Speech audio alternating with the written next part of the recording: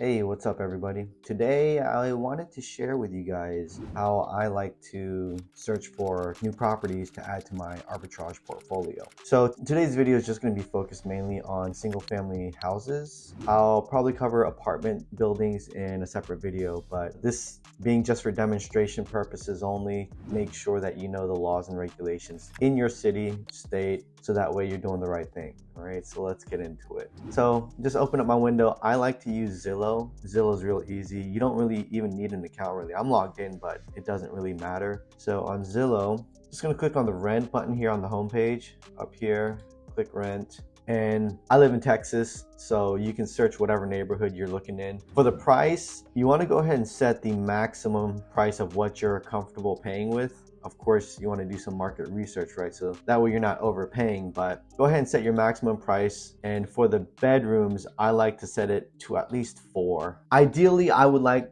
4 bedrooms. I can work with 3, but the 3 bedrooms have to have a specific floor plan in order for it to make it work, for me at least. And that's typically in the master bedroom. I like to see at least 160 inches on the wide end, so that way I can accommodate 2 queen beds. All right, 180 inches would be more ideal, but 160 at a minimum typically gives your guests and your cleaners enough space to kind of move around and work. I'll go ahead and apply those settings. For the home type, I am searching for houses. So we'll go ahead and apply that. So once we see all these listings pop up here, you can just click on one. We'll click on this one. And basically what we're looking for here, when you scroll down, you see here it says listed by management company.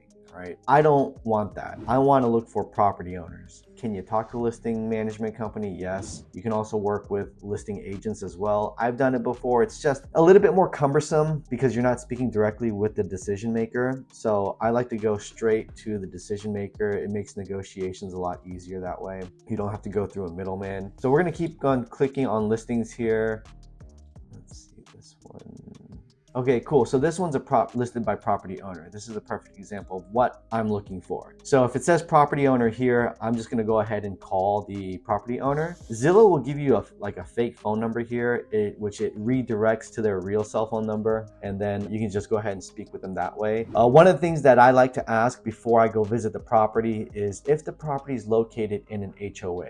Now, HOAs, you can work with them, but you really have to make sure that the language within the CC&Rs and bylaws allow you to operate your business there. The CC&Rs being the conditions, covenants, and restrictions. In that document, it will typically have some language going over, use of premise.